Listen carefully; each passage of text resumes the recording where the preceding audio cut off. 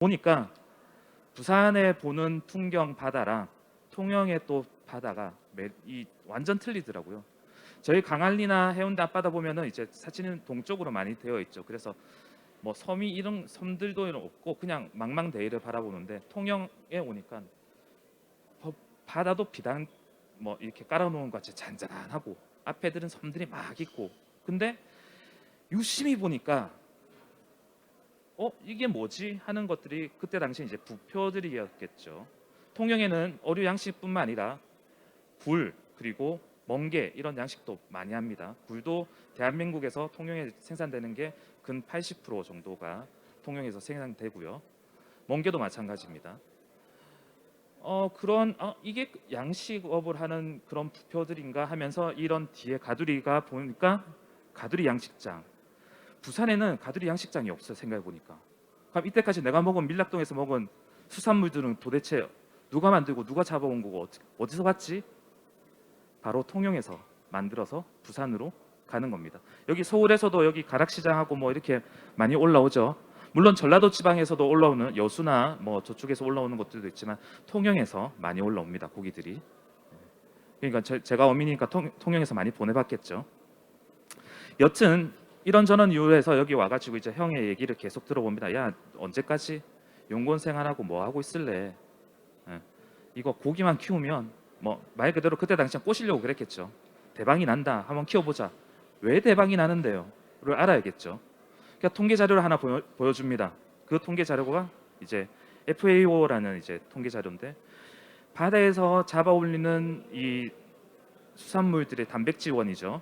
물론 저희 단백질원들이 여러 곳에도 많겠지만 특히 한국 사람들은 전 세계에서 알아주는 수산물을 가장 많이 먹는, 거기서 단백질을 많이 섭취를 한다는 얘기입니다. 그런데 바다가 점점 오염되어 가고 있고 잡아오는 게 점점 줄어듭니다. 그럼 대체제는 뭐냐? 양식이죠. 고기를 키워낼 수밖에 없습니다. 옛날에는 다 잡아왔겠죠. 참돔도 잡아오고 우럭도 잡아오고 다 잡아왔는데 지금은 거의 대부분 드시고 계시는 것들이 다 양식산입니다. 그러면서 이제 양식으로 갈 수밖에 없어. 태어나 우리 양식해야 돼. 앞으로는 바다 더 오염되고 뭐 하게 되면 잡아오는 것도 없고, 워낙 3, 40년 전부터 정치망이나 트롤들이 확 바다를 다 휩쓸고 다니면서 많이 남획을 했어요. 그래서 요즘 들어다니는 게 TAC라고 이제 정해진 양만 잡아오자라고 이제 활동을 많이 하고 있는데, 그래서 이제 꼬시기 시작합니다. 그래서 제가 그 꼬심에 당해서 넘어갔겠죠. 이 자리에 있는 거 보면. 그리고 중간중간에 보게 되면은 이제 뭐 여기 대한민국 수산 1번지라고 광고를 하고 있는데, 말씀드렸듯이 오류나 굴, 멍게 이런 부분들 뭐 통영에서 안 나는 것들이 없습니다. 거의 다 생산이 되고 다 올라가게 되고, 물론 전라도 쪽에서도 많은 생산량을 가지고 있습니다만 어류를 예를 들면 어류 쪽은 이제 치어 쪽은 전라도에서 많이 치어를 많이 키우게 되고, 성어 판매되기까지는 통영에서 많이 키웁니다. 그 이유는 이제 바다 환경이 좀 틀린 부분들도 있습니다. 통영이 좀 더 따뜻하고요, 바닷물이. 그러면서 이제 성장 속도가 더 높죠. 우럭을 예를 들어서 이제 기준을 잡으면 1년 통영에서 1년 반 키울 거는 전라도에서는 한 2년 정도 키워야 돼요. 6개월 정도 더 양성을 해야 되는 경우가 생기기 때문에, 그래서 이제 통영에서 많이 키우게 되죠. 성어를 올리려면.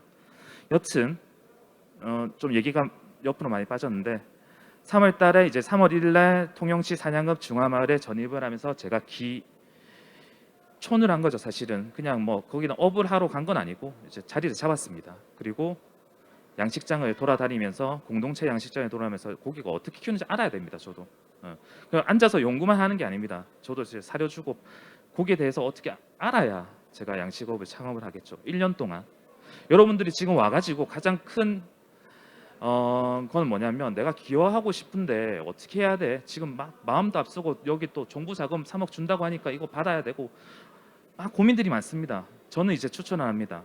일단 뭐 여기 뭐 100ml든 어디든 5,000개에 가서 여러분들이 사실 곳에 가시면 그쪽에서 행하고 있는 업들이 있을 거예요. 그거를 이제 기준으로 하시면 됩니다. 그러면서 아까처럼 최소 1년은 살아봐야 내가 이 업이랑 맞는가 또 확인이 되고, 그리고 여기서 살면 좋겠다라는 생각이 바뀌어서 그때 그 이후에 자금을 받으셔가지고 창업을 하시면 됩니다. 그럼 아주 좋은 베스트겠죠. 중화마을 같은 경우는 저희 중화마을 앞바다는 싹 다 가두리 양식입니다. 통영바다도 이제 동바다, 서바다 이렇게 나눠지게 되는데 우리 쪽 바다에서는 양식, 물고기 양식을 많이 하고요. 다른 쪽에는 엄청나게 굴을 많이 하죠. 여튼 이런 식으로 이제 했는데 제가 이제 이 얘기가 뭐냐면 저는 이제 기어가 사실은 진입 장벽이 아주 높다고 그래요. 그 얘기가 이제 어촌계에 대한 부분들이 많은데 뭐 많은 어촌계들이 지금 기어인들의 장벽을 낮추고 있긴 해요. 근데 아직도 저는 이 중화마을이 아직 어촌계원이 아닙니다. 저 역시도 사실은. 예. 물론 어촌계에 들어가고 싶어요. 근데 어촌계에 들어가려면 어촌계마다의 규율과 규약이 있어요. 거기에 부합이 되어야 되고 그리고 어촌계원들의 반대가 없어야 저희는 들어갈 수 있습니다. 근데 오히려 반대로 생각해 보면 왜 너는 어촌계원 안 해도 이렇게 잘하고 있는데에 대한 문제인 거죠. 저는 이제 생각을 바꿨습니다. 어촌계원들이 왜 새로운 그 기어인들을 포용을 못할까요? 라고 생각을 한다면 파이가 하나 있는데 이 파이를 또 다른 새로운 신규 진입하는 분들에게 나눠줘야 돼. 내 몫을 이때까지 잘 받고 있는데 그렇게 생각하실 거란 말입니다. 그럼 그 분란이 아주 큽니다. 어촌계에 그러니까 그쪽에서 어떤 뭐 업을 하시는지 모르겠지만 어촌계 재산이 엄청나게 많고 잘 되고 하는 쪽들은 재산이 많아요. 그리고 수익도 많이 들어옵니다. 그걸 어촌계원들이 연말 개선해 가지고 가져가게 되는데 한 명이 더 들어오면 줄어듭니다. 두 명이 들어오면 또 줄어듭니다. 그래서 그러니까 이 파일을 가지고 뭔가 이제 새로 들어온 분들이 뺏어 먹는다고 생각을 하시나 봐요. 쉽게 생각하면. 근데 나는 왜 안 뺏어 먹을까? 그러니까 왜 뺏어 먹어야 되지 그거를? 그럼 오히려 내 파일 하나 더 만들어 가지고 이거를 여기 동네 주민분들이랑 어촌계랑 같이 다 가져가면 어떨까? 그래서 이제 영어조합법인을 제가 만들게 됩니다. 기본적으로 영어조합법인은 어민 5명 이상이 모여야지 영어조합법인 회사를 만들 수가 있어요. 근데 가장 간단한 겁니다. 뭐냐면 옛날에는 우리가 이제 품앗이라 그러죠. 농사질도 마찬가지고 혼자서 하기 힘드니까 야 이거 좀 와서 도와줘. 나도 너네 거 가서 도와줄게. 이 가두리 양식도 마찬가지는 혼자서 하기 너무 힘듭니다.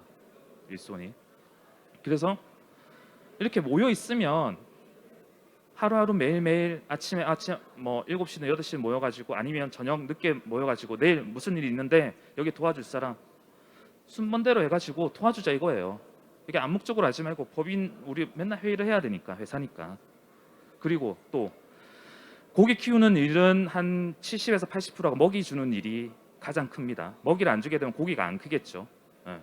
먹이 주는 일이 한데 그 먹이를 개인이 내가 혼자 사면 예를 들어서 뭐 100kg 산다 그러면 단체가 모여서 사면 1000kg, 10,000kg를 사겠죠. 그러면 그 단가는 대량 구매했기 때문에 단가가 떨어질 겁니다. 거기에 대해서 착안한 겁니다. 그래서 기본적으로 우리가 쓰는 사료나 이런 것들에 대해서 싸게 우리가 쓸 수 있고 그리고 이런 암묵적으로 했던 일들을 표면적으로 올려가지고 서로 같이 도와주자. 그러면서 회사를 잘 만들어 가보자. 그리고 출하할 때도 우리가 모여서 내가 10톤 가지고 있는 거를 우리 조합이 한 100톤, 200톤씩 됩니다. 그러면 많은 양을 가지고 있기 때문에 가격에 대한 부분도 더 좋게 받을 수도 있겠죠. 네. 그런 부분들이 있어서 이제 영어조합법인을 설립을 했는데 이 영어조합법인이 처음 이제 말씀드린 그 부분입니다. 왜 어촌계에 안 들어가는데 저는 영어조합법인 만들어가지고 새로운 사업을 만들면서 여기서 나오는 이익에 대해서 우리 조합원들이랑 나눠서 가지고 하면 되잖아요. 그죠? 그러면 그쪽 분들 파이랑 전혀 상관없는 얘기들입니다. 여튼 그렇게 이제 뭐 약간 변형을 했는데 어민에 의한 양식업 발전을 위해서 우리가 설립 목표를 뒀고요. 그리고 저희가 조합원하고 준조합원이 한 23분 정도 계십니다. 이 뭐 다 양식업을 하고 계시는 분들이고요. 그리고 자율관리업 공동체 활동을 하면서 나중에 이제 뒤에 보시게 될 건데 제가 6차 산업까지 뭐 하는 모습을 진행을 하게 됩니다. 여튼 중요한 거는 그렇습니다. 저도 통영에 아무런 기반이 없고 저희 어머니, 아버지, 할아버지도 전혀 양식업에 대해서 전혀 관련이 없어요. 그런데도 불구하고 저는 양식을 하고 있단 말입니다. 그리고 제 아들도 양식을 시킬 예정이에요. 예. 그래서 계속적으로 뭔가 이제 이 지속 가능한 양식업을 유지하기 위해서는 어떤 것들이 필요한지 고민을 많이 하게 되는 거죠. 왜냐하면 그 어장주 분들의 노하우라고 생각을 해요. 그게 고기 키우는 데 가서 교본이 없습니다. 어떻게 키워야 돼요? 뭐 어떻게 사료줘야 돼요?에 대한 물어보면은 각자 노하우기 때문에 절대 안 알려줍니다. 비밀입니다. 영업 비밀입니다. 예. 그러면은 그 대가 끊기면 그 영업 비밀은 누가 가져갈까요? 이제 뭐 저기 연령대가 많이 높아지고 있어. 사실 저희 이 양식업 하는 40대도 사실은 저희가 뭐 어려요. 저도. 어. 대부분의 어장주분들이 나이가 많으신 분들이에요. 근데 아들내미들은 다 서울로 다 보내고 공부시키고 하니까는 통영에 내려올 생각들이 없어. 그냥 기술 전수를 해줘야 되는데 기술 전수도 안 돼. 그냥 저 입장에서 너무 안타까운 거예요. 그래서 이런 영어조합법을 통해서 그런 기술 전수도 받고 교육도 받고 뭐 이런 식으로 하기 위해서 이제 법인을 설립한 거고요. 2016년 3월 1일 날 전입했다고 그랬죠. 2017년 6월 23일 1년이 지나고 3개월이 더 지난 시점에 제가 창업을 하게 됩니다. 말씀드렸지만 1년 동안 이 양식업을 진짜로 선배한테 그냥 얘기만 들었잖아요. 해보고 선배 말이 맞네. 하면 되겠네. 이제 결단을 내리고 저도 여러분들과 같이 교육도 받고 해가지고 달려가서 수입에 달려가서 기여자금, 창업자금 3억을 대출했죠. 여러분도 알다시피 3억을 가지고 전체 다 어장을 못 삽니다. 1.5억은 뭐 면허나 이런 것들을 살 수 있고 1.5억은 이제 거기에 대해서 이제 영위를 하기 위한 뭐 저 같은 경우는 이제 고기를 사다 넣었죠. 1억을 1.5억치를 사다 놓고 그래서 총 3억이 되었고 야 그러면 알겠어 가두리 샀대 그리고 고기 사 넣었대 1년 동안 그럼 사료는 어떻게 할 건데 물론 이제 그건 또 제 돈으로 해야 되겠죠. 그래서 양식업이 조금 진입 장벽이 높다는 얘기는 돈도 많이 들어갑니다. 왜냐하면 예를 들어서 농업 뭐 그냥 상추라고 생각을 해볼게요. 밭만 있으면 거름만 잘 주고 비가 잘 내리고 햇빛만 쬐주면 잘 자랍니다. 수익 창출이 돼요. 근데 이 고기들은 계속적으로 밥을 줘야 돼요. 사람 먹는 거랑 똑같습니다. 계속 먹이를 줘야 1년 동안 고기가 키웁니다. 그럼 그 먹이 사료값을 어떻게 할래? 예. 사실 어민들이 가장 걱정하는 거는 먹이입니다. 지금 그 먹이가 아이러니하게도 생사료 기반으로 하시는 분들은 다 동해에서 잡아오는 청어, 정어리 사람이 먹는 거를 고기들한테 주고 있어요. 또다시 우럭을 키우기 위해서 정말 아이러니하지 않습니까? 사람이 먹어야 되는 거를 고기를 키울 거라고 고기에 주고 있어요. 지금 현재 유럽에서나 일본에서나 중국에서는 다 이피 사료라고 하는데 이제 이피 사료는 뭔지 모르시는 분들이 많겠죠. 간단히 생각을 하면 우리 개 사료, 동글동글한 사료 있잖아요. 그런 사료입니다. 공장에서 찍어내는 사료.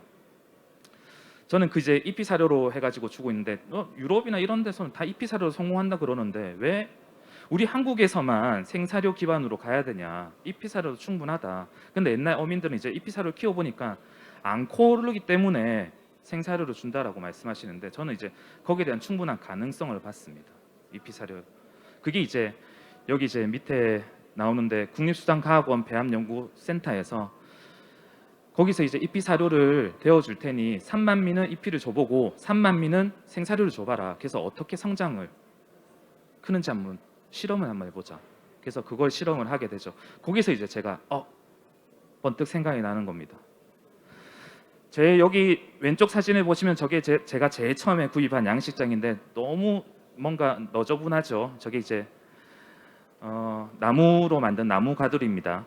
근데 지금 옆에는 제가 이제 국가 지원 사업을 받아가지고 내파성 가두리라 그러죠. 이제 바람이나 파도나 이렇게 잘 견딜 수 있도록 이제 지원 사업이 있습니다. 이런 지원 사업을 받아가지고 이제 새롭게 가두리를 바꾸기도 했고요. 그때 당시에 이제 이정수산 창업하면서 조피볼락이 우럭입니다. 우럭이 이제 학문명으로 조피볼락인데 우럭을 넣어가지고 우럭을 입시를 했으나 2018년도 2월에 출하를 하게 됩니다. 제가 이제 형이랑 이제 그래프를 그려봅니다. 우럭 가격이 쫙 오를 때 최고점에 섰을 때 사실은 양식업에 뛰어들었어요. 그냥 나도 키우면 그 정도 돈을 받겠다라고 이제 생각을 하고 갔는데 앞불사 1년을 키워보니 주식 그래프랑 똑같으면 쏙 내려왔습니다. 물론 돈은 못 번 건 아닙니다. 제가 생각하고 있던 예상의 수익을 못 벌었을 뿐. 그럼 이럴 때는 어떻게 할까에 대한 고민하죠. 고기 가게 10년 동안 보니까 이 계속 그리고 있어요. 이걸 그리는 이유가 뭐냐면 첫 번째로 한 가지는 이제 우리가 가두리에서 키우는 양식 고기들은 전부 다 사실은 내수용이 많습니다. 해외 수출은 거의 없습니다.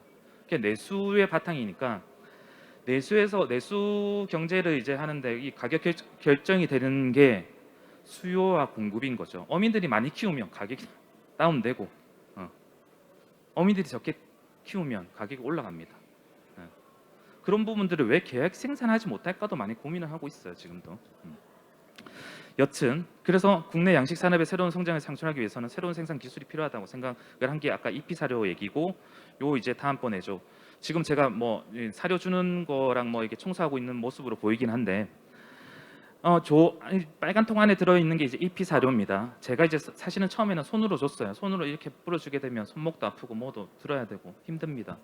그럼 내 대신에 좀 일해줄 사람이 필요한데 사람을 시킬까 기계를 시킬까 하는 거죠. 그래서 저는 장비를 시킵니다. 저 장비는 단순합니다. 그냥 타이머만 맞춰놓고 몇 킬로 쏴라고 하면 시간마다 지가 알아서 쏩니다. 근데 저는 걱정은 뭐냐? 쏠 때마다 또 가서 봐야 돼. 고기가 밥을 잘 먹는지 안 먹는지. 이거 어떻게 좀 안 나오고 몇 시간마다 안 나오고 볼 수 있지 않을까 해서 이제 카메라랑 이런 것들이 달려지는데 이게 원거리 모니터링 시스템이라서 바다 속에도 카메라가 있고 바다 위에도 카메라 설치를 합니다. 그래서 이런 장면이 펼쳐지는 거죠. 제가 사무실에 앉아서 바보같이 웃고는 있긴 하지만 모니터에 보시면 양식장 환경이 저 사무실에서 바다의 한가운데 있는 양식장까지의 거리가 직선 거리로 1.5km 정도 됩니다. 1.5km 정도 되는 곳에서 모든 상황을 다 파악을 할 수 있고 내가 엔터 하나만 치게 되면 사료 공급도 합니다. 그리고 엔터를 누르게 되면 사료 중지를 하겠죠. 그래서 이런 식으로 이제 했는데 중요한 건 여기 또 이제 뭐 경상남도 기어학교 오늘 부스는 안 했는데 기어에 대한 바람이 많이 불면서 국가에서는 기어를 장려를 하기 위해서 교육도 좀 해야 되겠다. 그래서 기어학교를 이제 전국시군에 이제 만들기 시작하는데 통영에 처음으로 경상남도 기어학교가 1호가 이제 생기는데 저도 저 나름대로 이제 여기에 갔던 이유는 저는 창업을 하고 갔습니다. 제 동기들은 일기 동기들은 창업을 하기 전이었고 저만 창업을 하고 갔어요. 근데 저는 교수님들의 생각은 어떨까에 대한 거였어요. 그리고 한 번도 교본을 본 적이 없으니까 그런 교본이라도 있겠지. 그리고 업 전반적으로 한번 또 살펴보자. 내가 양식업을 하는 게 정말 옳은지 안 옳은지. 8주 동안 교육을 받고 거기서 뭐 대표 활동을 하다 보니까 거기서 많이 배웠어요. 정말 여러분들하고 똑같이 배웠습니다. 이런 장면들도 많이 여기 뭐 행사장도 많이 가고 그때 당시에는 저도 초짜였으니까요. 1년 차밖에 안 됐고 그죠? 그래서 기어학교에서 수산업의 기본을 배우고 앞으로 이제 나아갈 6차 산업 이런 것들도 눈에 보이게 되는 거죠. 내가 단순히 고기만 키워가지고 팔아봤자 수익이 많이 안 나오더라. 그러면 고부가 가치 수입을 내려면 뭘 해야 될까인 거죠. 그러면서 이제 뭐 어업인 후계자도 선정이 되고요. 이렇게 뭐 바다바꾼 자문단이라고 해서 국립수산과학원에서 하는 자문단 역할도 합니다. 내가 아까 여기 보면 바보같이 웃고 있다는 얘기가 바로 이 얘기입니다. 이 죽을 줄도 모르고 바보같이 웃고 있었던 거예요. 제가 제일 처음에 우럭을 넣었다 그랬잖아요. 우럭을 넣고 나서 가격이 높았는데 그래서 뭐 어쩌됐든 뭐 수익은 못 벌었지만 벌고 나서 고부가 가치 어종인 돌돔을 선택을 했습니다. 돌돔이 비싼 이유는 요겁니다. 양식으로 돌돔을 키우게 되면 요게 이제 이리도 바이러스라고 해서 9월에서 10월 정도에 발생하는 바이러스인데 이렇게 전량 폐사를 해버립니다. 그래서 국내산 잡아오는 거 말고 양식 돌돔이 비싼 이유가 여기 있어요. 그러니까 아까 수요와 공급 얘기했잖아요. 여기서 다 죽어버리니까는 공급이 없으니까 당연히 가격은 높아지겠죠. 그래서 요게 지금 보이는 게 한 220g, 30g 정도 될 겁니다. 이때 당시에. 여러분들이 뭐 수산시장 가서 돌돔을 킬로그램짜리의 돌돔을 보셨다면 그거는 거의 제가 장담하는 건데 일본산입니다. 물론 국내산도 있어요. 여기서 살아남은 놈들이 한 4, 5년 크면 1kg짜리가 되긴 합니다. 4, 5년 되면. 그래서 그 한 마리에 뭐 그때는 키로로 안 팔고 마리로 팔아야겠죠. 한 15만 원, 20만 원 어장 출발 단가가 그렇게 됩니다. 근데 이때는 여튼 뭐 아쉽지만 지금도 이 모습을 보면 제가 지금 참 답답합니다. 왜냐하면 건 1년 동안에 4만 미를 키웠는데 제가 계속 이제 그때는 1년 차니까 2년 차니까 얼마나 어장에 신경을 많이 썼겠어요. 사료도 같이 진짜 내 밥을 안 먹어도 어장에 가서 계속 사료 잘 주나 안 주나 확인도 하고 이런 식으로 이제 잘 키웠던 돌돔이었는데 이렇게 폐사를 했죠. 근데 폐사를 했으면 망해야 되는 거 아닌가? 근데 왜 제가 이 자리에 있죠? 요 마지막 네 번째입니다. 양식 오류 재보험 가입이 있습니다. 양식 이렇게 뭐 가두리 양식을 하시다가 혹은 전복 양식을 하시다가 태풍 소식 많이 듣잖아요. 이렇게 막 가두리 엎어지고 유실되고 보험을 들어오면 그 80% 정도로 보상을 받습니다. 그런데 이때 당시에는 바이러스 특약이 있었어요. 그래서 병도 걸리면 병이라고 판명이 되면 거기서 이제 보상해 줄게. 근데 지금은 없습니다. 안타깝게도. 그래서 제가 사실은 기여할 때 가장 큰 게 뭐였냐면 이런 보험이었거든요.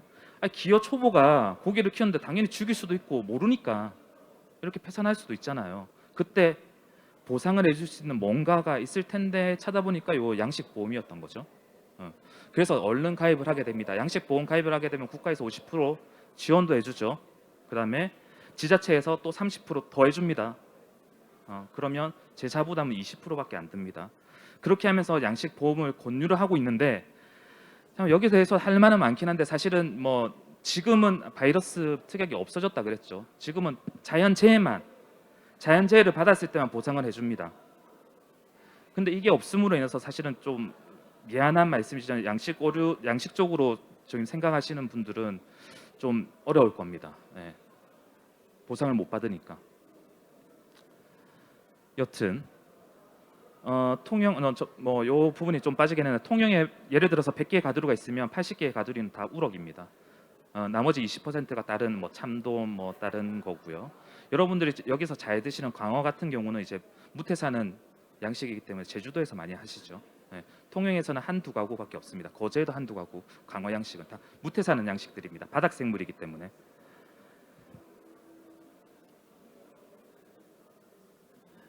2019년 6월 13일에 이제 해양수산부에서 수산양식 2030 2020년에서 2030년까지 해양수산부가 그림을 그리고 있는 내용들입니다. 똑똑한 스마트 양식장이 늘어난다고 지금 얘기를 하고 있습니다. 그리고 지배경 가구고 친환경적인 양식으로 바뀌어야 된다고 얘기를 하고 있습니다. 이 얘기가 뭐냐면 말했잖아요. 그 우리가 양식을 고기를 많이 키워야 되는데 앞으로 이제 지금 보니까는 양식 쪽이 너무 많이 지금 소득이 줄어들고 있고 뭔가 생산이 안 되고 있고 뭔가 기술 개발이 안 되고 있단 말입니다. 그래서 해외에서 많이 보고 들어오셔가지고 스마트 양식 해야 된다. 그래서 지금 배우 단지도 많이 생기고 있습니다. 스마트 양식 하려고. 말은 좋습니다. 지속 가능한 절분 수산업 함께 잘 사는 어촌 실현 비전 제시를 하기 위해서 이렇게 얘기를 한다고 많은 투자를 하고 있긴 한데 우리 기술이 하나도 없어요. 우리 기술이 아쉽게도. 그래서 이제 제가 이제 목표로 하는 거는 K 스마트팜이라고 해서 우리가 지금 KTX 잘 다니잖아요. KTX는 원래 어디서 가져왔죠? 프랑스 떼제베 열차입니다. 근데 한국에서도 한국형 떼제베인 거죠. 그게 바로 KTX입니다. 저도 마찬가지입니다. 저희 생각은 그렇습니다. 처음부터 끝까지 뭔가 하기 어렵습니다. 물론 좀 보고 베끼고 해야 될 것입니다. 그런 것들을 선진국에서 하고 있는 양식 방법들을 잘 배워와 가지고 우리 한국형으로 만들어 보자 합니다.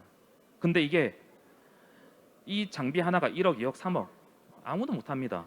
어민들이 부자일 것 같지만 다 영어 작업 많이 쓰고 있고 다 빚쟁이들입니다. 사실은. 왜냐하면 생각을 해보십시오. 고기 한번 키우는데 기본 2년 듭니다. 2년 동안 계속 투입입니다. 돈이 사료로 2년 뒤에 회수를 해야 되는데 억가가 떨어집니다. 그럼 난 또 투자한 돈들을 많이 회수를 못 하겠죠. 뭐 여튼 그런 식으로 해서 이 2년 동안 견디려면은 영어 자본을 빌리긴 해야 됩니다. 저도 쓰고 있고. 여튼 똑똑한 스마트 양식장 하겠답니다. 그래서 수산업 매출을 2030년에는 100조 원으로 가자. 어가 소득을 2030년에는 8천만 원 하자. 제가 여기 뒤에 보면은 제 판넬이 있는데 지금 뭐 7천만 원으로 적혀 있습니다. 참 여기 뒤에 어서 나와 하시는 분 보니까 저보다 작게 투자를 하고 많이 벌어갑니다. 1.5억인가 투자를 하고 연 매출이 2억을 벌어 간다고 말씀을 하세요. 참 그렇게 되면 오히려 어서업하는 게 맞지 않겠습니까? 근데 제가 생각하는 거는 뭐냐면 이게 하나의 저도 창업을 하고 업을 하는 겁니다. 근데 이게 업을 할 때 비즈니스인가 아닌가 정말 이게 생각을 해봐야 되는 거죠. 근데 저는 뭐 제 생각은 그렇습니다. 바다에서 잡아오는 거는 보통 6시 내 고향 이런 거 많이 보면 선장님들이 그러죠. 용왕님이 점지해 주시면 많이 만선을 하고 오고 안 해주시면 작게 잡아오고 그냥 요대로 살렵니다. 과연 그게 비즈니스일까? 네. 의문이 드는 거죠. 네. 그래서 저는 이제 생각이 달리한 게 뭐 물론 고기도 키워야 되겠지만 이런 스마트 양식 플랫폼도 기술 개발하고 많이 이제 보급을 해야 되겠다고 고민을 많이 하고요. 그러면서 이제 특허도 하나 내놨습니다. 특허로 내면서 특허를 기반으로 해서 아까는 자동화에 대한 얘기를 했을 거예요. 뭐 1차 산업은 거의 다가 노동력이 많이 듭니다만은 기계들을 써서 자동화를 했다고 하면 요즘 시대는 AI 알파고가 바둑을 두는 시대입니다. 바둑을 사람을 이기죠. 그러면 저도 양식장에 AI를 선택을 합니다.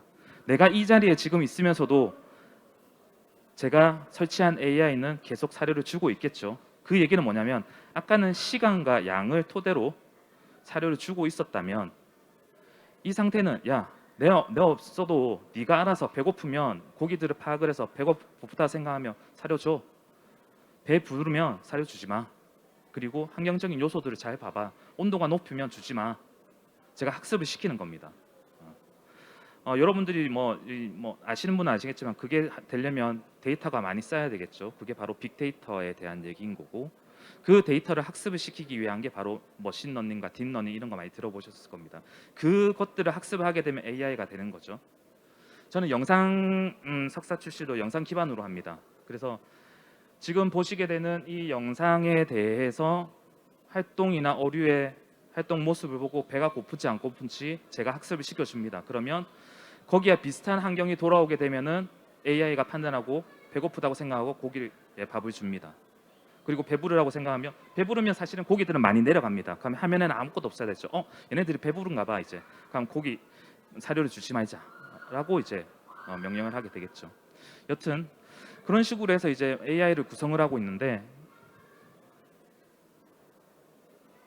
요게 이제 뭐 기본적인 거고요. 이게 바로 사실은 어떻게 보면 소규모로 실시할 수 있는 가장 우리가 얘기하는 뭐 K 스마트팜이라고 얘기를 할 수 있는 거예요.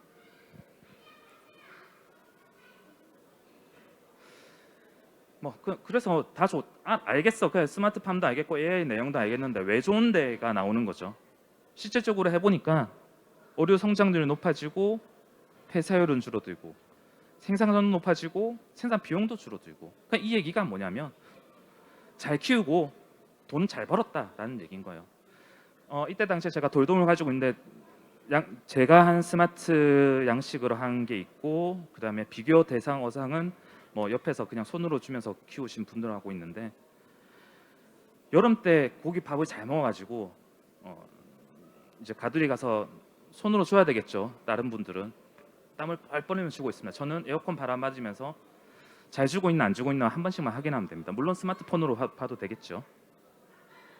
여튼 그런 비용들도 인적인 비용들도 다 계산을 해보니까 결국 나는 어민인데 고기 키우는 데만 열중을 해야지가 아니라 그 고기 키우는 데가 이제 기계들이 하고 나는 그 기계들을 만드는데 혹은 또 다른 비즈니스 사업을 하는데 그 시간에 쓰겠다는 거죠.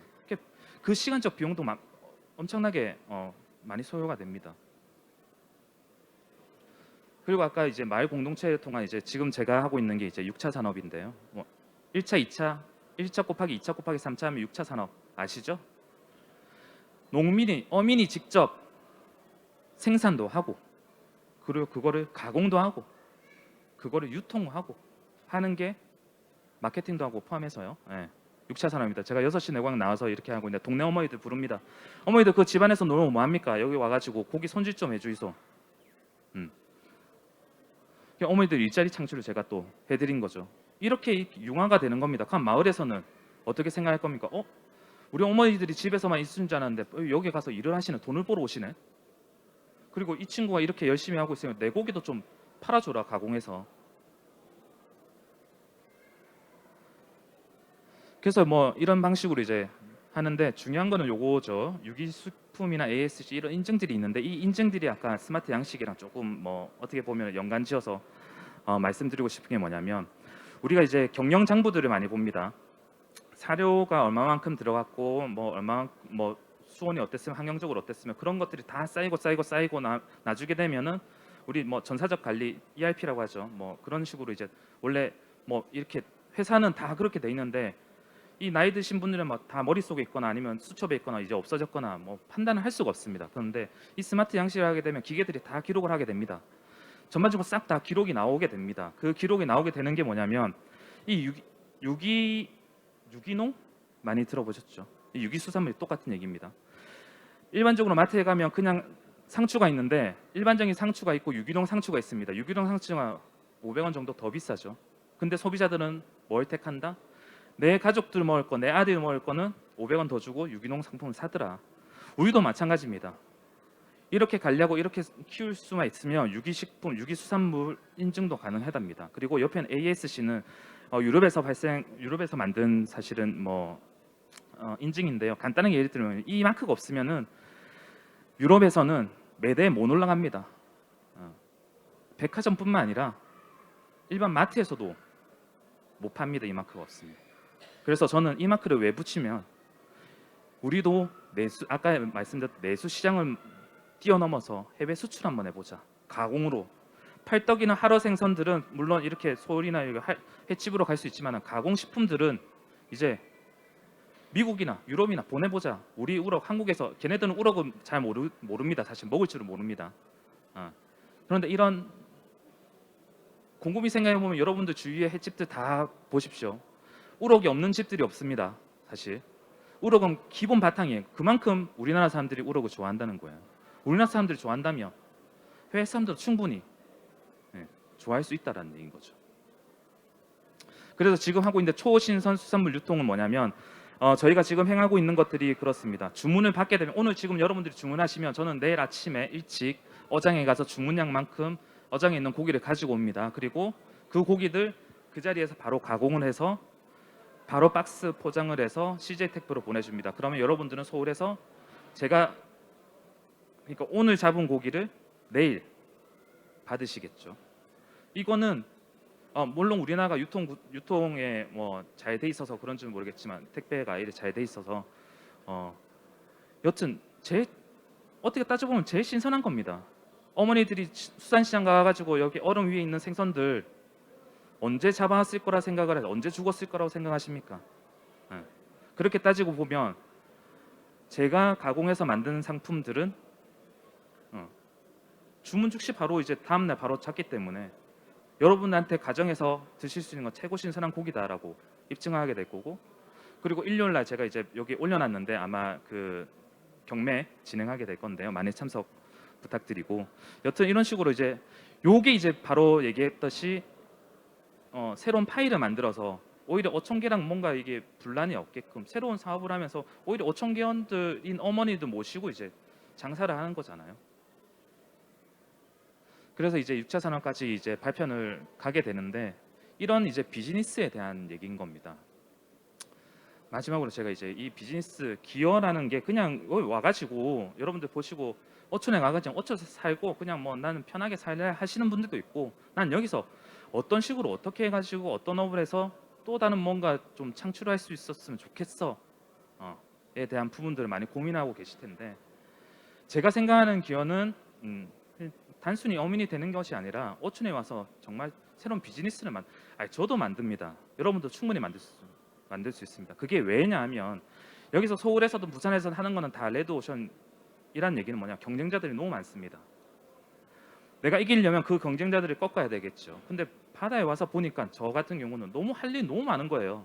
뭐 이런 기술도 개발하고 싶고 고기도 잘 키우고 싶고 하는 부분에 대해서 충분히 많은 일들이 있는데 여기서 그냥 남들 하듯이 낚싯배 사가지고 낚시만 하고 지내시면은 엄청나게 손해신 거예요.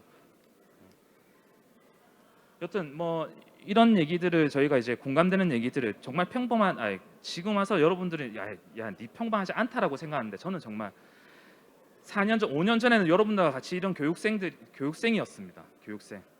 정말로 아무것도 모르는 초짜. 그리고 고기도 잡을 줄도 몰랐어요.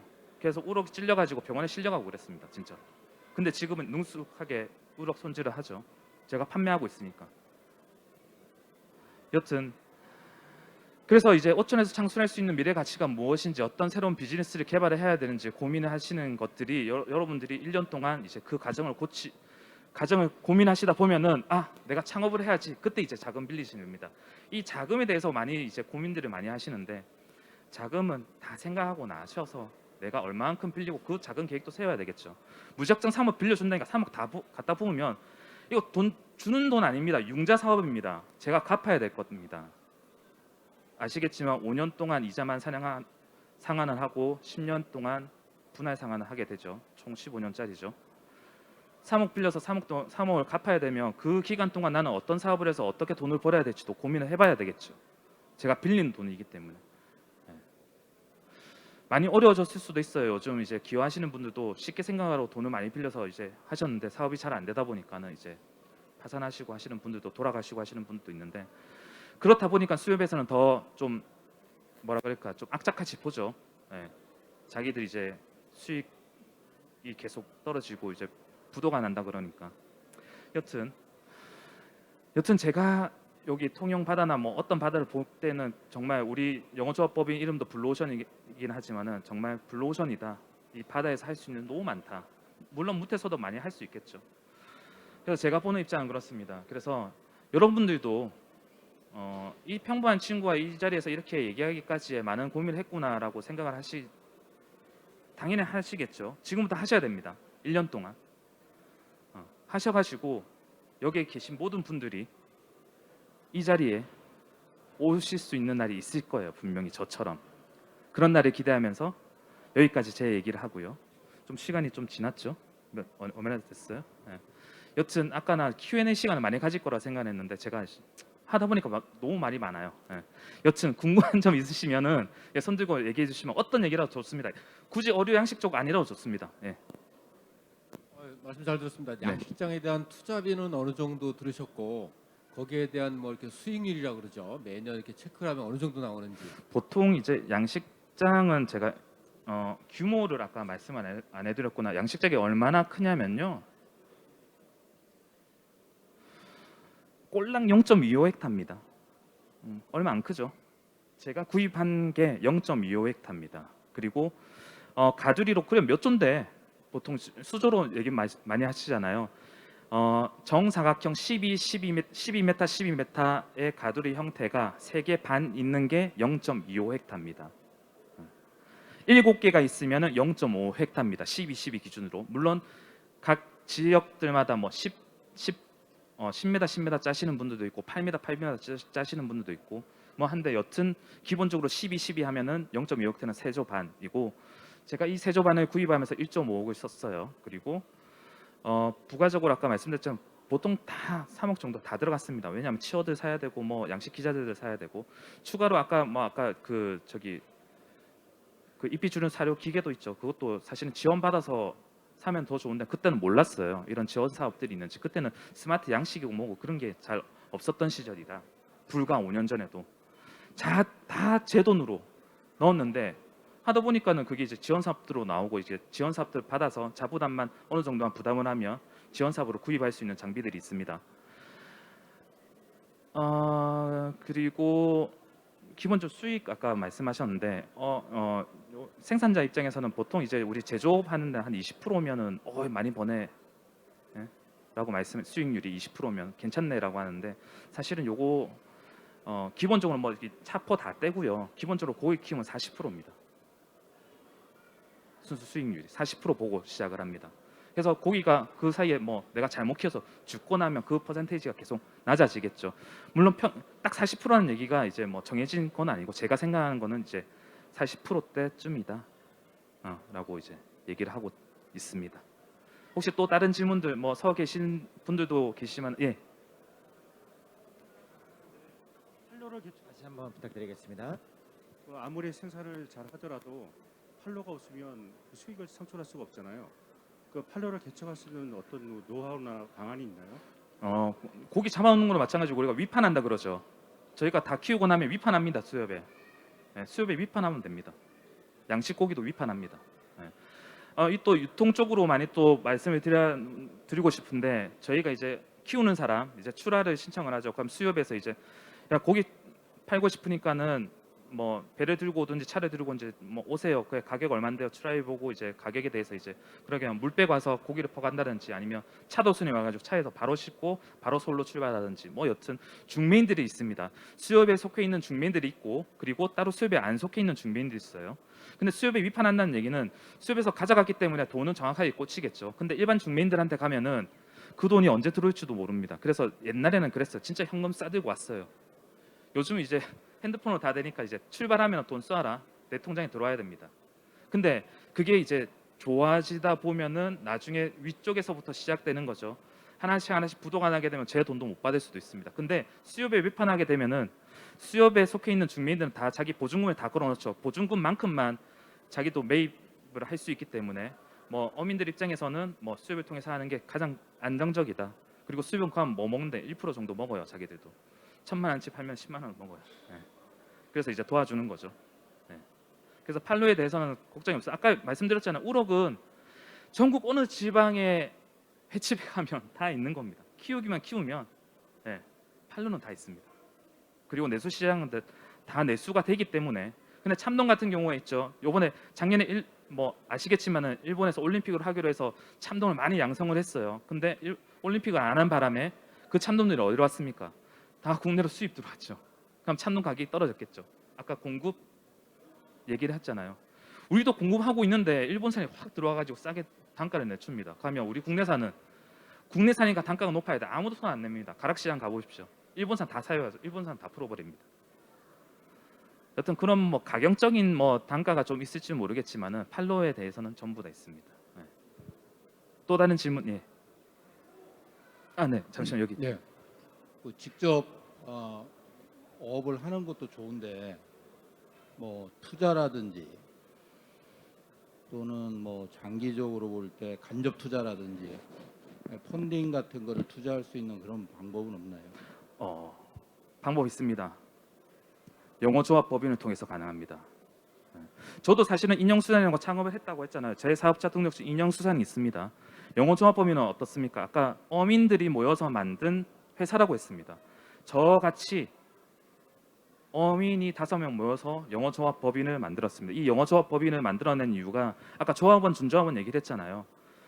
조합원은 안 되시겠, 어민의 지위를 획득을 못하면 조합원은 안 되시겠지만은 지분 투자나 이런 것들은 준조합 제도를 통해서 지분 투자도 가능합니다. 이런 식으로 영어조합법인 활동을 가능하게 해놨습니다. 보통 금액이 얼마 정도 되고 그다음에 지분 투자 수익률은 얼마 정도 되는지 아시면 좀 얘기해 주십시오. 이제 그거는 이제 영어조합법인 회사의 정관에 따라서 움직이게 되는데 어떻게 만드냐에 따라 틀리겠죠. 기본적으로 저희가 만들었을 때 영어조합 만들었을 때 당시는 지분을 n분의 1입니다. 모든 조합원이 똑같이 가지고 가야 됩니다. 그리고 똑같이 투자를 하고 똑같이 하도록 돼 있습니다. 법령이 아예 그렇게 해서 너네들 해라라고 했는데 요즘 바뀌었습니다. 재작년에 법이 바뀌면서 뭐 대표이사가 99% 다 가져도 99% 100%는 못 가십니다. 아마 한 주 그러니까는 100주 있으면은 99주까지 다 확보할 수 있게끔 되어 있는 구조도 돼 있는데 그거는 회사에 설립을 할 때 저희는 이제 4억짜리 회사를 만들었습니다. 처음에 4억짜리 회사를 만드는데 그거는 이제 회사를 만들면서 어떻게 할 것인가의 방향에 대한 거고 지금 뭐 이거 그렇게 투자하면 얼마를 벌 수 있는데 많이 말씀하셨는데 지금은 저희 같은 경우는 외부 투자는 아직 받지는 못했고 저희가 이제 진행을 하게 되는데 뭐 한 번도 배당금은 나간 적 없습니다. 왜냐하면 재투자를 많이 했어요. 그러면서 AI 시스템 개발해냈습니다. AI 뭐 특화하고 하는 게 저 혼자 인형 수산만 한다면은 아무도 안 믿어줍니다. 네가 뭔데 이런 AI하고 뭐 하고 하는데 내가 돈을 빌려줘야 돼라고 하겠죠. 물론 이 AI 시스템도 국가 지원 사업에 통해서 했습니다. 근데 이 국가 지원 사업을 받으려고 하면 인형 수산이 참여하겠습니다 하면 바로 까입니다. 근데 영어조합법인이 하겠습니다. 근데 너네 영어조합법인 어떻게 되는데? 자본금 4억짜리고요. 부설 연구소도 있고요. 그리고 석사급 인원들도 다 있습니다. 우리한테 맡겨주십시오. 돈 주십시오. 개발해내겠습니다. 그래서 6억짜리 받아왔죠. 6억 들었습니다. 만드는데. 그리고 이번에도 뭐 여러 가지 많은 지원 사업들 지금 진행하고 있습니다. 그래서 영어조합법인을 만드는 겁니다. 이런 사업을 하기 위해서. 내 혼자만, 저는 소상공인입니다. 혼자면 인형수사는 소상공인인데 법인은 소상공인이 아닙니다. 이미 매출이 2, 30억, 40억 하는 회사예요. 네. 그 회사에 저는 지분권이 있고 제가 여기 회사에서 일을 하고 있는 거죠. 그러면 회사에서 월급 받습니다. 일을 하고 있기 때문에. 네. 또 다른 질문.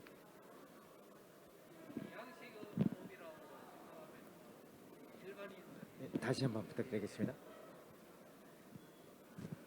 예, 양식업이라고 생각을 하면은 일반인들이 처음 생각을 할 수 있는 게 치밀한 어떤 그 지식과 그다음에 자금 능력, 그다음에 기술력 이런 게 바탕이 돼 가지고 진입을 할 수 있는 넘사벽이다 이렇게 이제 생각이 되고 진짜 뭐 일반적으로 생각하는 게 돈이 많이 든다. 그래서 넘볼 수 없는 장벽이다 이렇게 생각이 돼서 이 교육도 뭐 내하고 진짜 관련이 있는 그런 내용인가 이제 생각하면서 앉았는데 조금 이제 강사님 말씀을 통해 갖고 지식을 조금 얻게 됐습니다. 그랬는데 처음에 지금 인형수산 창업을 하셨다고 이제 저기 표기가 돼 있는데 0.25 헥타 저 정도의 이제 규모의 그 양식업을 시작을 하려면은 자금이 얼마 정도 들며 그다음에 양식업이라는 게 어선업처럼 업 허가를 이제 거래하듯이 이것도 그 업 허가라는 건 신규로는 내주지 않잖아요. 이 양식업도 결국 그거 아마 신규로는 내주지 않을 것 같은데 그러면은 기존에 어떤 뭐 양식업을 하시는 그 사업체를 통해 가지고 양수를 받아야 되는 건지 그다음에 말씀드릴게요. 기초업인이 만약에 양식 산업에 진출을 할 때 어떤 경로로 접근을 해야 될지 한번 여쭤보고 싶습니다. 자, 기본적으로 이제 우리 바다는 누구 겁니까? 제 겁니까? 여러분들 겁니까? 누구 겁니까? 나라 겁니다. 공유수면이라 그러죠. 우리나라 바다가 삼면으로 둘러싸 있는데 그 바다는 다 나라 겁니다. 아까 이제 어업권 말씀하셨는데 이제 양식업자는 이제 면허를 내주죠. 국가 건데 너네가 할 수 있게끔 면허를 내줄게. 근데 잘 아시다시피 그 면허는 신규 면허는 지금 안 나옵니다. 신규 면허가 나오는 곳은 왜 해? 육지에서 많이 떨어진 저 먼 바다에서는 신규 면허가 그림을 그릴 수 있고 그림 그린다는 얘기는 어장을 그릴 수 있다는 얘기인 겁니다. 근데 내만 쪽에는 이제 더 이상 다 차고 이제 그릴 수도 없고 면허도 안 내줍니다. 근데 어업권은 이제 배에 이제 얘기하는 거죠. 배 어업권은 어떤 어업권이 있는데 통발이 있든지 자망이 있든지 뭐 여러 가지 있을 건데 여튼 그거는 이제 어업권이라는 얘기고요. 가두리 양식은 말씀하신 대로 신규로 내주지가 있기 때문에 너는 어떻게 했는데 저도 1년 동안 있으면서 이제 양식장을 보러 다닌 거죠. 참 안타깝게도 부동산이나 뭐 아까 어선 거래 중개 시스템 이런 게 있으면은 가서 뭐 보고 사면 될 것 같은데 이 양식 어장은 부동산에는 그런 개념이 없기 때문에 사실은 잘 찾아봐야 됩니다. 근데 저는 운 좋게도 우리 중화마을에 있는 개인 가두리 양식장을 이제 안 하시는 분이 생겨서 그 가두리를 인수를 하게 됩니다. 그 이제 사고 팔 수가 있어요. 그리고 취득세도 다 냅니다 국가에다가. 그래서 아까 말씀드렸죠. 제 0.25 헥타 가두리는 1.5억 주고 샀어요. 물론 세조 반이 있는데 처음에는 세조 반을 절대 운영을 하지 못합니다. 왜냐하면 돈이 많이 들어가요. 한 조로도 시작할 수 있습니다. 양식업을 들어와서 한 조로도 할 수 있는데 한 조로 키우려면 취어 때부터는 잘 못 키웁니다. 아니면 작게 양을 넣던가. 근데 이제 생산성 대비라는 얘기가 있잖아요. 한 조에서 키울 수 있는 양이 우럭 같은 경우는 12 가두로 하면 한 4에서 5만 미 정도 들어갑니다. 적정량은 한 4만 미 정도 들어갑니다. 그래서 500g짜리로 만들어서 판매하는데 그러면 거기 한 칸에만 나오는 게 20톤 물량입니다. 20톤 물량인데 1kg에 10,000원이라고 잡으면 전체 이제 매출이 2억이 나오겠죠. 그렇게 이제 짜고 나가는데 거기서 2억이 매출이 일으키는데 내가 투자한 금액이 얼마인가를 봐야 되겠죠. 그 얘기가 그 얘기입니다. 사료값에 대한 부분입니다. 아까 말씀드렸잖아요. 동해에서 이제 정어리 청어 사람이 먹을 수 있는 거 준다고 했잖아요. 근데 예전에는 다만 10년 전에는 그 사료값이 엄청나게 쌌어요. 근데 지금은 엄청나게 비싸단 말입니다. 그러면 우리도 이제 인건비 올라가듯이 그러면 우리 인건비도 올라가고 뭐 하고 되면 고기값도 올라가야 되는데 고기값은 우럭값은 10년 전이나 20년 전이나 지금이랑 똑같아요. 올라야 되는데 안 오른다는 얘기인 거죠. 그 누가 정하는데 그게? 난 정하고 싶다 이거죠. 그 정하고 싶은 게 바로 이런 그 시스템이 되어야 되는데 이 시스템이 되어야 된다는 이유는 뭐냐면 전반적으로 우리가 내수 시장을 돌아보게 되면 총량을 만들 수가 있습니다. 그래서 계획 생산을 하자 이겁니다. 계속 계획 생산을 하게 되면은 어느 정도 이렇게 그래프를 안 그리고 쭉 어느 정도는 움직이긴 하겠지만 그래도 일률적으로 가지 않겠냐. 우럭이 10,000원이라고 1kg에 10,000원이라고 얘기를 들으면 1kg 10,000원짜리를 계속 유지하자는 얘기인 거죠. 계획 생산을 통해서. 여튼 그런 점에서 이제 하는데 기본적으로 제가 들 때는 아까 제 창업 비용은 융자받은 3억하고 사실 1.5억이 더 들어왔으면 지금까지 써보면 한 4.5억이 들었어요. 사실은. 그러면서 수익은 얻긴 얻었지만은 안타깝게도 이제 아까 말씀드렸다시피 좀 그때 당시에 이제 억가가 많이 내려갔고 지금 많이 올랐습니다. 지금은 역대 한 40년 이 그래프를 그릴 때 최고점을 찍었어요. 지금 우럭 가격이.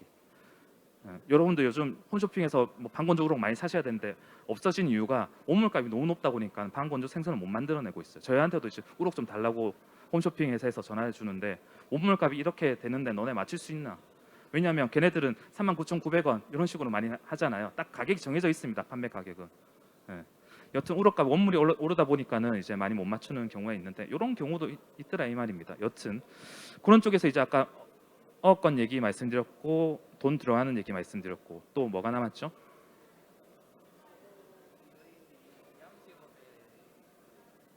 초보 기여인으로서 처음 양식업에 네 맞습니다. 진출할 수 있는 네. 그래서 이제 저는 생각을 하게 됩니다. 저 같은 뭐 저도 이제 5년차, 4, 5년차 되면서 많이 힘이 들었겠죠. 당연히 힘이 들고 있습니다. 사실은 이제 오시면은 상담을 해볼 때 이제 조금 그래요. 양식업은 이렇게 돈도 많이 들고요. 사실 이렇게 노동도 많이 해야 되고 뭐 한데 방법이 있습니다. 그 방법은 저희가 개발해낸 스마트 양식 시스템입니다. 제가 생각하고 있는 거는 그렇습니다. 얘네가 아까 말했듯이 스스로가 밥을 주고 밥을 안 주고 자동 먹이를 합니다. 그리고 그 노하우들이 다 습득이 되고 있습니다. 저는 이걸 관련해서 이제 프랜차이즈화까지 생각을 하고 있습니다. 내가 아무것도 모르는 고기를 모르는 사람이라도 이 시스템을 구축하게 된다 한다면 거기에 그 시스템 안에 뭐 물론 저의 노하우도 있겠지만 여러 가지 뭐 노하우들을 다 접목을 시켜놔서 걔네가 내가 몰라도 걔네가 고기를 키웁니다. 물론 그물갈이나 뭐 망갈이나 고기 팔 때는 사람 인력 들 때는 어쩔 수 없이 인력을 들지만은 그런 고기 키우는 거에 대해서는 전혀 신경을 안 쓰셔도 될 것 같다. 그래서 그 진입 장벽을 저는 좀 낮춰보겠다. 그리고 비용도 낮춰보겠다. 내가 6억짜리 6억 이거 개발하면서 6억이 들었지만은 6억에 팔 수는 없습니다. 네, 단가가 있잖아요. 제가 생각하는 건 한 뭐 지금 한 5, 6천만 원이면 될 것 같아요. 지금 8월달에 저희 테스트베드 어장 주변에 3개의 업체에서 저희 거 지금 신청을 해놨습니다. 앞으로 되면 국가 지원 사업으로도 가능합니다. 그러면 자부담 얼마나 내면 저희 시스템 가져갈 수 있습니다. 여튼 이런 식으로 하면은 초보 기여인들이 손쉽게 양식업에 들어올 수도 있고 그리고 고기 키우는 거에선 걱정 안 해도 된다. 그리고 저희 같은 영어조합 법인이 어류 양식을 하시러 오실 때 도움을 많이 드립니다. 자, 이 도움이 뭐냐면 배나 이런 것들은 많이 필요합니다. 양식 기자들도 많이 필요합니다. 저 인형수산 창업에서 아직도 배가 없습니다. 제 배가 없습니다. 웃기죠? 바다 한가운데 일을 하러 가는데 제 배가 없이 저는 뭐 물 위에 걸어 다니는 거 아니잖아요. 근데 영어조합법인에서는 배가 있습니다. 그러면 저는 빌려서 타면 됩니다. 영어조합법인에서는 사료 기계나 이렇게 만들 수 있는 창고나 다 있습니다. 빌려서 쓰면 됩니다. 왜? 나는 조합원이니까. 예. 그런 시스템의 구상을 가지고 사실은 영어조합법인도 일조를 하고 있습니다. 말씀드렸다시피 돈은 많이 듭니다만 이런 영어조합법인 서비스나 이런 걸 충분히 이용을 하신다면 그 진입장벽은 제가 높았던 게 지금 한 2단계 먼저 내려왔죠. 손쉽게 하실 수 있겠죠. 네. 시간이 다 됐나요? 네. 자, 혹시 네.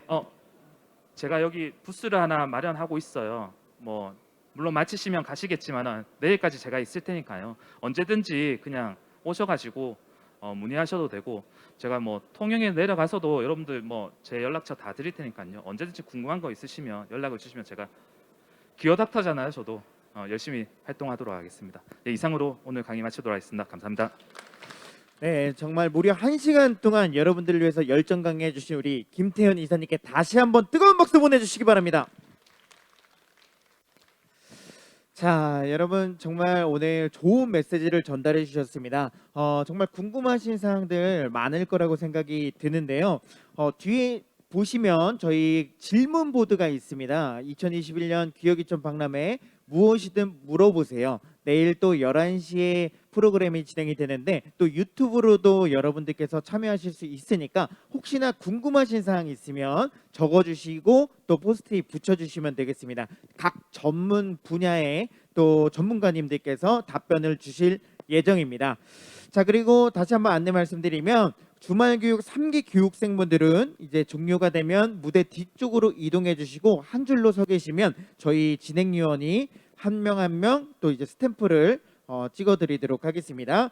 자, 오늘 여러분 정말 고생 많으셨고 앞으로 여러분들의 또 기억이촌에 대한 꿈이 이루어졌으면 좋겠습니다. 여러분 고맙습니다.